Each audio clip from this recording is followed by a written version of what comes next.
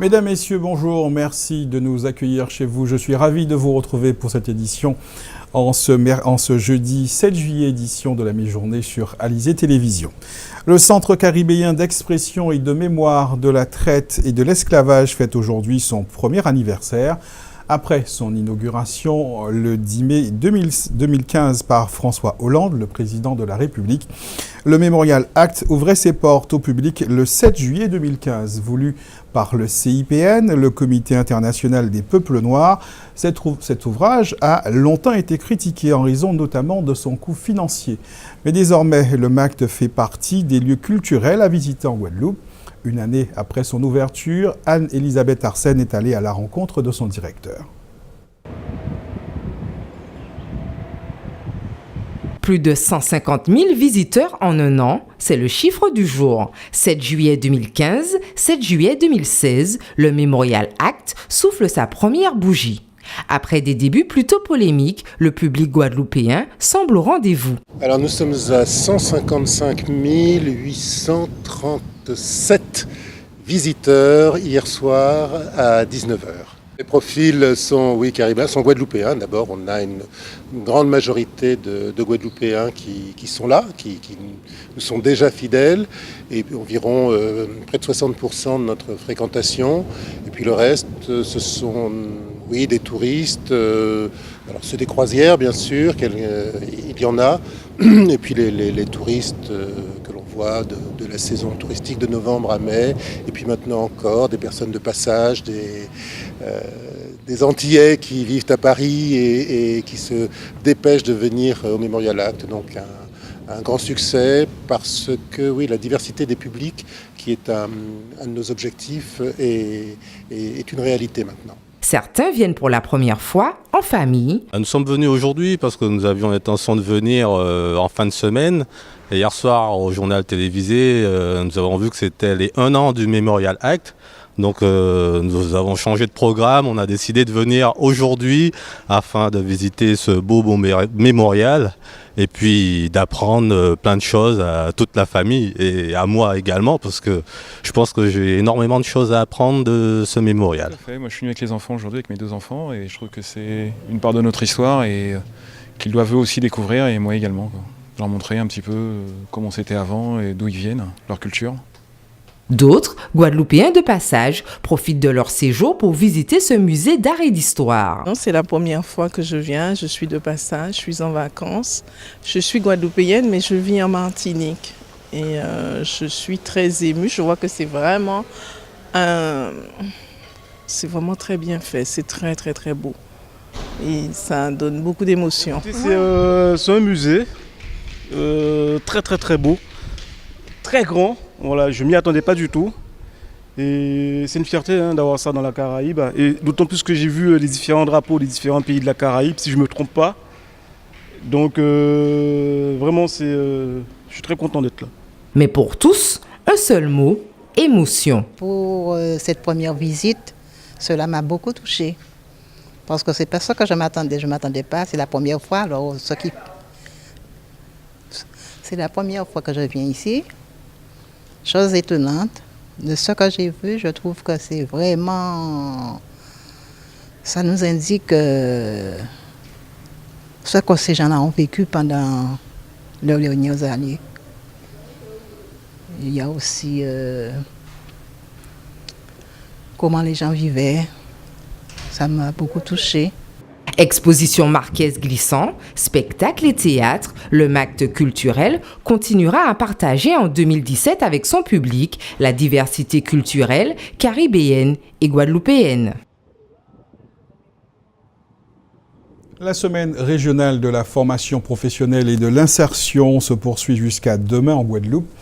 Aujourd'hui, focus sur les actions de formation de Pôle emploi. L'établissement public s'est engagé pour le compte de la région à réaliser 3000 formations supplémentaires en lien avec les besoins de l'archipel. Ce matin, une centaine de demandeurs d'emploi ayant un profil correspondant aux formations proposées étaient convoqués à l'agence Pôle emploi de Sainte-Rose. Lisiane Chay, la directrice de l'antenne, est au micro de Muriel Barlaigne. Dans les chiffres des demandeurs d'emploi, ce qu'on constate, c'est qu'il y a beaucoup de demandeurs d'emploi qui ont peu de qualifications ou des qualifications qui ne sont plus adaptées au marché du travail. Et donc, c'est une nécessité de se former. Aujourd'hui, avec la loi, il y a une formation qui est préconisée tout le long de la vie. Oui, parce que les métiers évoluent, le monde économique évolue et il faut donc s'adapter et renouveler ses compétences par rapport au diplôme qu'on avait pu acquérir auparavant. Alors Pôle emploi peut financer tout type de formation, tout ça dépend du projet. L'objectif, c'est que les conseillers emploi puissent analyser est-ce que le projet paraît pertinent, c'est-à-dire à la fois par rapport à la personne, mais par rapport au contexte. Où vais-je chercher un emploi ensuite avec cette formation ? Puisque évidemment, certains métiers sont plus ou moins recherchés selon les zones, selon les territoires. Donc ça, c'est un travail de réflexion à mener avec son conseiller. Mais on finance toutes sortes de formations. Ça peut aller du domaine de l'agriculture, le transport, l'industrie, le service à la personne. Donc c'est très très large, c'est un peu l'éventail global de tous les métiers possibles et imaginables sur la Guadeloupe et même au-delà, puisqu'on peut aussi envisager un projet de mobilité. C'est lundi que les candidats de l'éducation nationale inscrits aux épreuves de rattrapage du baccalauréat connaîtront leurs résultats.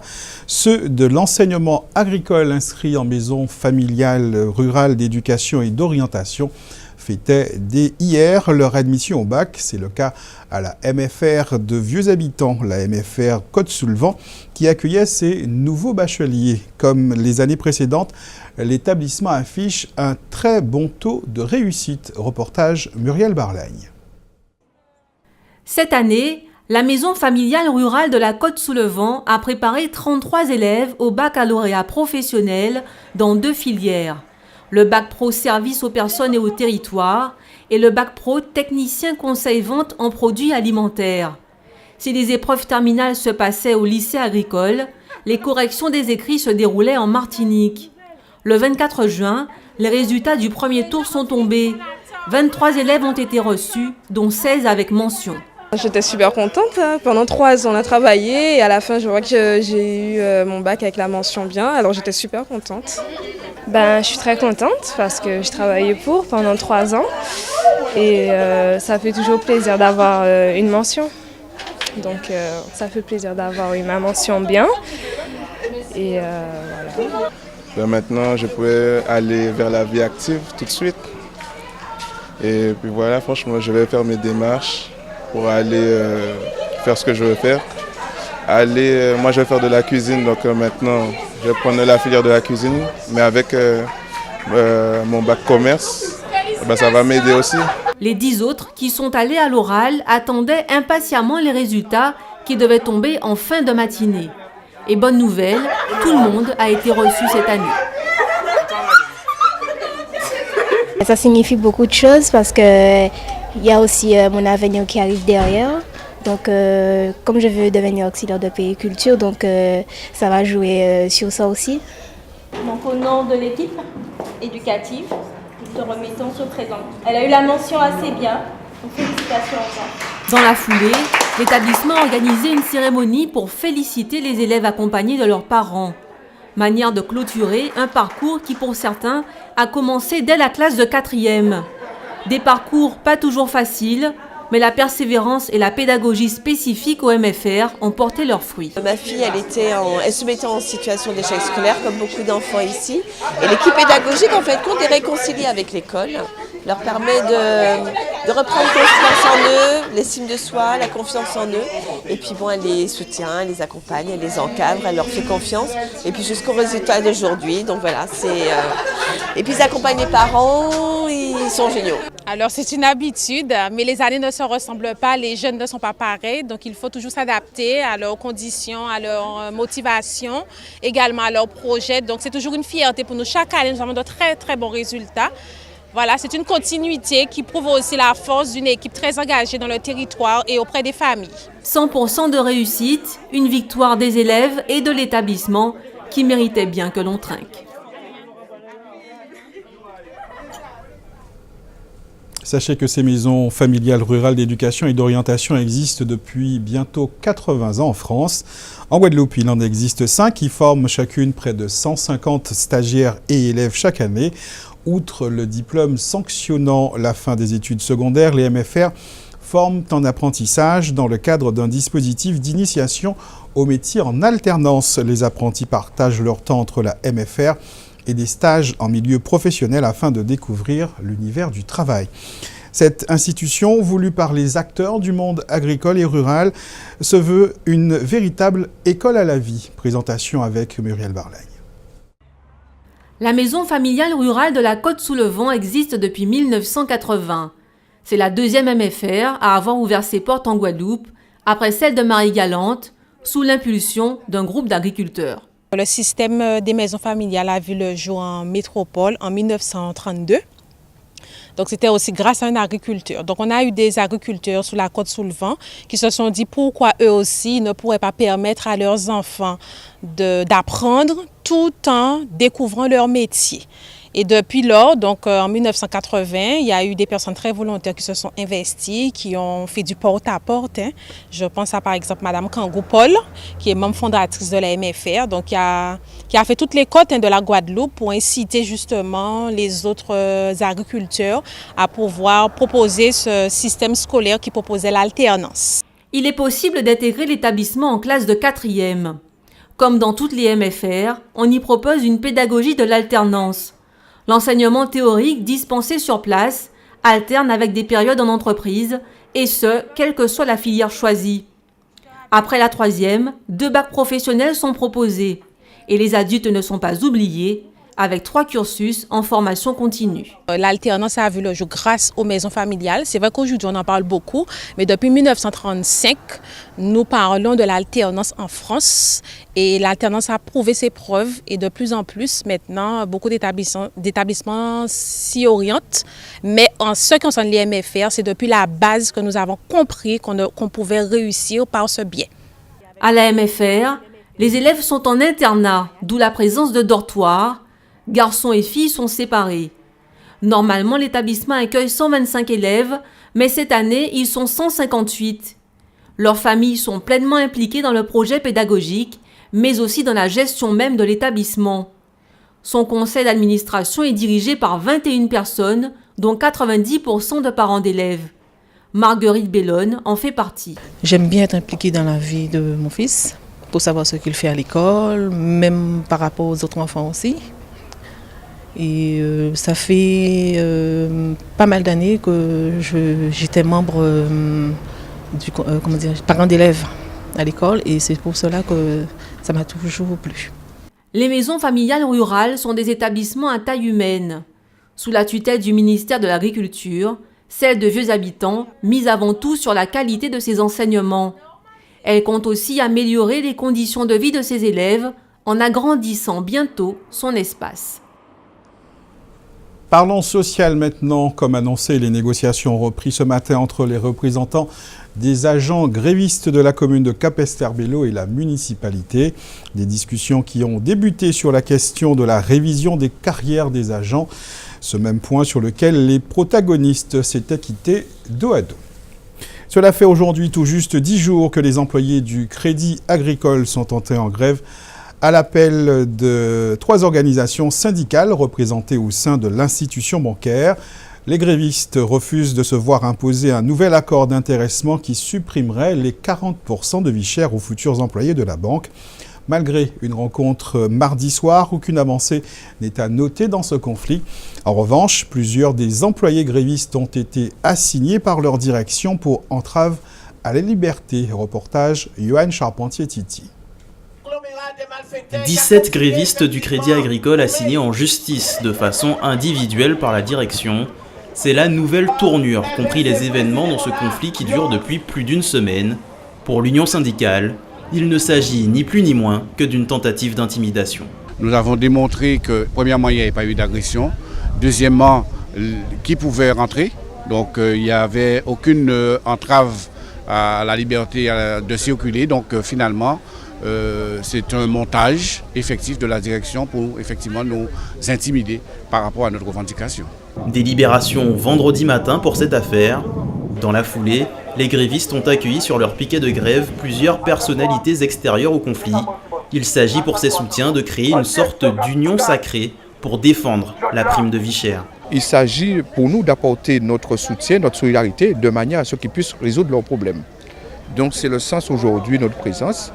Et je le répète, ce qui se fait aujourd'hui au Crédit Agricole risque de se faire aussi au niveau de la fonction publique, parce qu'il faut savoir que nos fonctionnaires aussi, ils perçoivent les 40% de la vie chère. Et si ça passe au niveau du Crédit Agricole, ça va passer partout. Le conflit au Crédit Agricole permet aussi à certains d'extrapoler ce problème précis vers une situation qu'ils jugent préoccupante pour la Guadeloupe. Jordan nous a dit que la Guadeloupe sont 50 minutes. Nous pas connaître à côté qui commence, mais nous savons que les gens qui souffrent dans ce pays là ça. Et que par conséquent, nous estimons que tout Guadeloupéen qui a dit qu'il est Guadeloupéen et qui aime la Guadeloupe doit être mobilisé face à de tels agissements en pays des patronats, mais en bande de capitalistes qui espéraient toujours plus riches et qui espéraient effectivement venir plus riches au détriment malheureux. Les dernières négociations entre les grévistes et la direction se sont tenues mardi soir, sans résultat notable puisque, selon l'intersyndicale, c'est la même proposition que celle avancée la semaine dernière qui leur a de nouveau été faite, avec donc la suppression des 40% pour les nouveaux employés de la banque.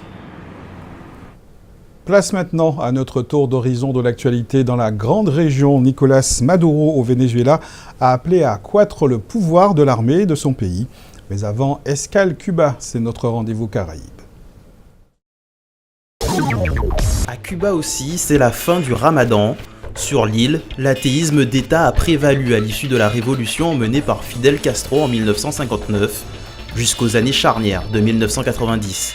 Depuis l'effondrement du bloc soviétique, les restrictions religieuses se sont assouplies et les différentes religions connaissent un regain de vitalité, dont l'islam. Cette religion a émergé récemment dans le paysage cubain sous l'impulsion d'étudiants musulmans originaires du Pakistan qui ont favorisé son introduction au cours de la décennie 70-80. Plus de 30 ans plus tard, ils sont plus de 10 000 Cubains à avoir embrassé la religion musulmane, formant une petite communauté très soudée sans pour autant avoir une parfaite maîtrise de la langue arabe, parlée par une poignée d'entre eux seulement, ou encore sans disposer d'une véritable mosquée pour se recueillir. Le Ramadan a été célébré discrètement à Cuba et le jeûne difficilement respecté par les 10 000 fidèles. Nicolás Maduro, le président du Venezuela, aujourd'hui menacé par un référendum révocatoire que veut organiser l'opposition cette année, a appelé à accroître le pouvoir de l'armée dans le pays afin de livrer une guerre non conventionnelle selon ses propres termes. Cette guerre non conventionnelle serait ainsi menée pour contrer la guerre économique orchestrée, toujours selon Maduro, par la droite et les milieux d'affaires, avec le soutien des États-Unis et consistant à aggraver les pénuries que connaît le pays. Le ministre de la Défense, Vladimir Padrino López, a déclaré dans un communiqué que l'armée était en train d'exécuter l'ordre présidentiel pour l'organisation, l'expansion et le déploiement des forces spéciales contre les forces paramilitaires, les bandes criminelles et la guerre non conventionnelle. Le pays pétrolier, dont l'économie s'est effondrée avec la chute des cours, n'a plus les moyens de financer ses importations, ce qui entraîne de graves pénuries d'aliments et de médicaments.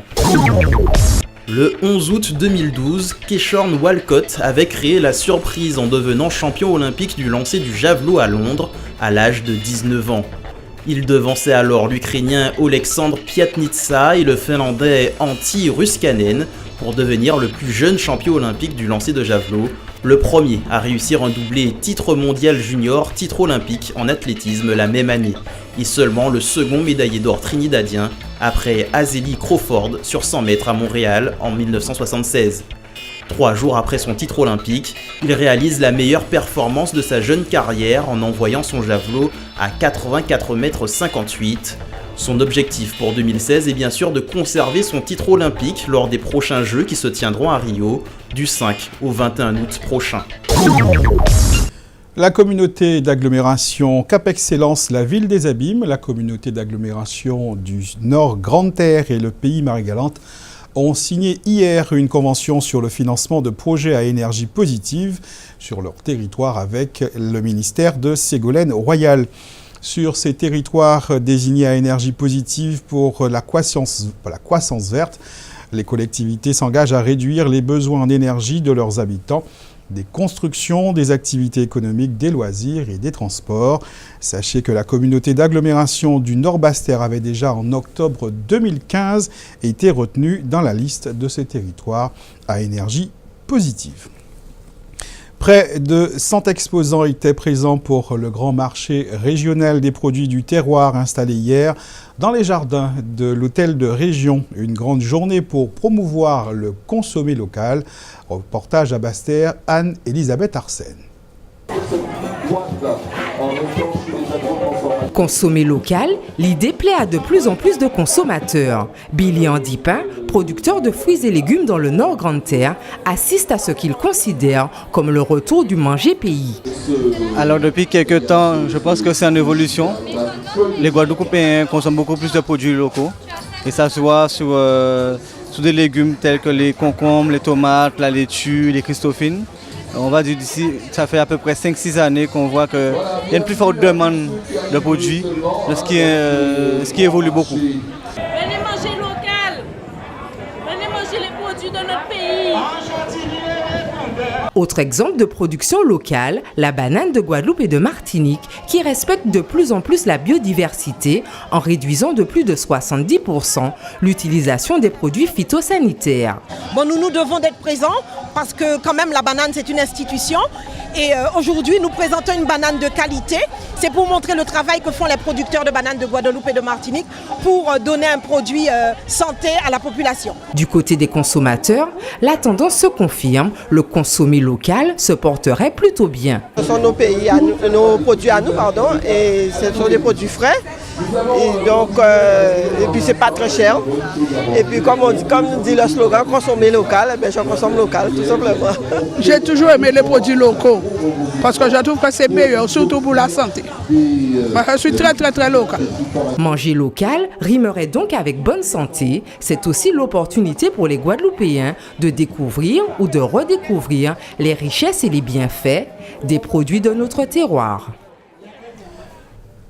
Restons à Basse-Terre où la communauté d'agglomération Grand Sud Caraïbes organisait à la médiathèque Albert Béville une bourse aux livres scolaires et parascolaires. L'occasion pour les parents d'élèves de se procurer des livres à petit prix pour les vacances mais aussi en prévision de la prochaine rentrée. Reportage dans le chef-lieu, Cécile Allègre. C'est le temps des vacances, mais cela n'empêche pas les familles et les jeunes d'anticiper la rentrée. Entre les manuels de grammaire et de mathématiques, la bourse aux livres est une véritable chance pour dégoter des ouvrages à bas coût et souvent en très bon état. On se rend compte que très souvent, les parents, les enfants ont tendance à laisser leurs livres prendre de la poussière dans leur chambre, par exemple. Et pour nous, justement, aujourd'hui, c'est de pouvoir permettre justement aux parents et aux jeunes de pouvoir vendre leurs livres à des prix dérisoires. Pour ces jeunes filles, cet événement est l'occasion de proposer d'anciens romans, mais surtout d'en acheter de nouveaux pour satisfaire leur passion pour la lecture. Mais j'aime bien lire, c'est une passion. J'aime Harry Potter, des romans et des contes aussi. La place des nouvelles technologies et surtout d'Internet a réduit le temps passé la tête dans les livres. La médiathèque Albert Béville affiche ouvertement sa volonté de proposer un accès de plus en plus simple à la population à travers des actions comme les bourses aux livres. Le livre, c'est communiquer avec quelqu'un qui n'est pas là. On peut même s'autoriser à critiquer. Par exemple, mettre des commentaires en marge, si c'est votre livre, bien sûr, si c'est celui de quelqu'un d'autre, on n'y a pas droit. Donc je pense que c'est un plaisir à faire partager. Je pourrais dire ça, c'est toute ma vie. Le livre a toujours fait partie de mon univers. Lire est un plaisir à faire partager, un trésor de connaissances et de découvertes souvent délaissé aujourd'hui. L'équipe de France de football sera face à l'équipe d'Allemagne cet après-midi au stade Vélodrome de Marseille. Une rencontre décisive pour les Bleus face aux champions du monde en titre. Un match que les fans de l'équipe de France pourront suivre en direct sur grand écran sur la place Frédéric Jalton face à la mairie des Abîmes, bien évidemment, dans notre édition de 19h. Nous reviendrons sur les résultats de ce match. Un point sur la météo pour clore cette édition. Éclaircies et passages nuageux vont s'alterner cet après-midi. Le ciel risque d'être voilé au-dessus des communes du Nord Basse-Terre et d'une partie de celle de la Côte-sous-le-Vent. Côté qualité de l'air, nous restons ouverts, mais l'indice Atmo est toujours de 6 pour une qualité de l'air médiocre en Guadeloupe. Dans un instant, les actualités nationales et internationales. Je vous souhaite un très bon appétit. Restez sur Alizé Télévision. On se retrouve ce soir à 19h pour un nouveau point sur l'actualité locale et régionale.